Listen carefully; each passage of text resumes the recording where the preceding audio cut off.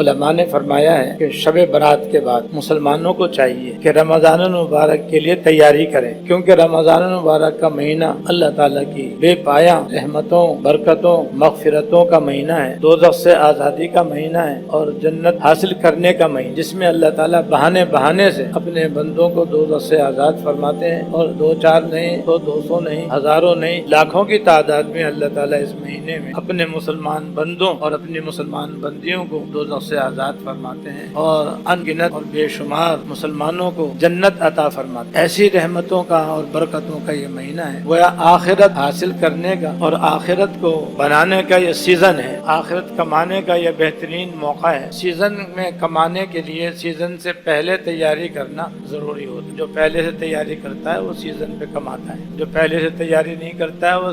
Season میں محروم رہتا ہے۔ پہلے سے ہم تیاری کریں گے تو انشاءاللہ تعالی ہمیں اس مبارک مہینے کی زیادہ سے زیادہ برکتیں، رحمتیں، عافیتیں اور سلامتیاں اور مغفرتیں نصیب ہوں گی۔ اور رمضان شریف کی تیاری کئی طریقے سے ہوتی ہے، رمضان مبارک کی تیاری کئی طریقے سے ہوتی ہے، دینی اعتبار سے بھی اور دنیاوی اعتبار سے، دینی لحاظ سے بھی اور دنیاوی لحاظ سے بھی اس کی تیاری ہوتی ہے۔ دینی لحاظ سے تو اس کی تیاری یہ ہے کہ رمضان المبارک آنے سے پہلے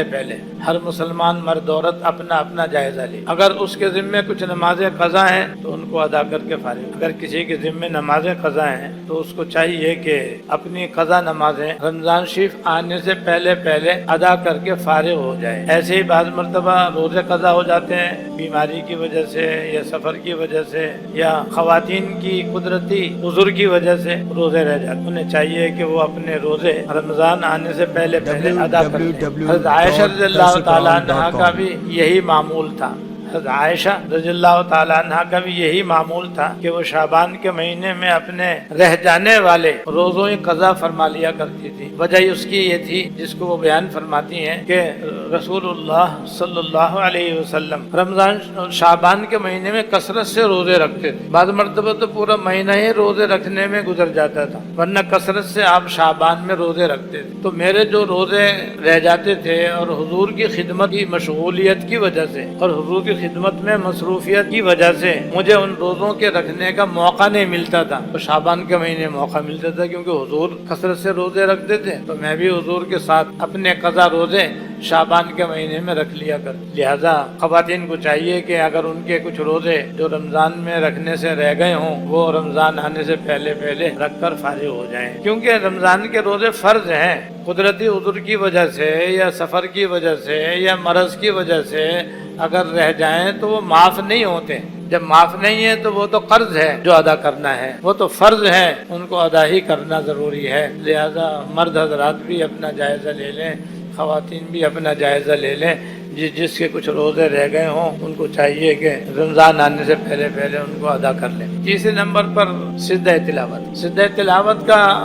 اصل طریقہ تو یہ ہے کہ جو ہی آدمی آیت سجدہ پڑھے اسی وقت سجدہ کر لے، سب سے بہتر طریقہ تو یہی، لیکن اس کی بھی گنجائش ہے کہ اگر اس وقت کسی وجہ سے نہ کر سکے تو بعد میں کر لے، لیکن بلا وجہ اس کی ادائیگی میں تاخیر نہیں کرے، کیونکہ سجدہ تلاوت بھی واجب ہے، جیسے وتر واجب ہے، جیسے قربانی واجب ہے، جیسے صدقہ فطر واجب ہے، سجدہ تلاوت بھی واجب ہے، تو جلدی ادا کر لینا چاہیے۔ لہذا اب اگر سال بھر قرآن شریف پڑھتے رہے اور اس میں 14 سجدے آتے ہیں اور وہ اپنے وقت پر نہ کر سکے تو آپ کر لیں۔ بعض دفعہ حافظ لوگ اس کے ادا کرنے میں سستی کرتے ہیں، وہ قرآن شریف تو پڑھتے رہتے ہیں لیکن سجدہ بربط نہیں کرتے، جس کی وجہ سے ان کے اوپر 100 200 سجدے تلاوت واجب رہ جاتے ہیں۔ تو انہیں چاہیے کہ رمضان آنے سے پہلے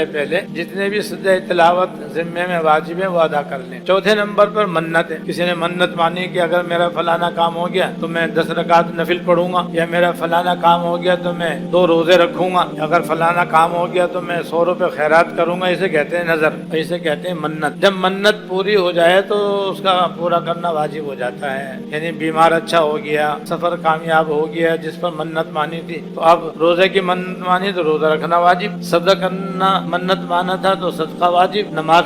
پڑھنے کی منت مانی تو نماز پڑھنا واجب، یہ بھی واجب ہے۔ رمضان شریف سے پہلے اگر کسی نے منت مانی ہو اور اس کی منت پوری ہو گئی ہو، یعنی اس کا ادا کرنا واجب ہو، ادا کر۔ اس طرح سے دینی اعتبار سے جو فرائض ہیں اور جو واجبات ہیں جو باقی رہ گئے ہیں اور اب تک ادا نہیں کیے ان کو ادا کر لینا۔ درس قرآن.com www.darsequran.com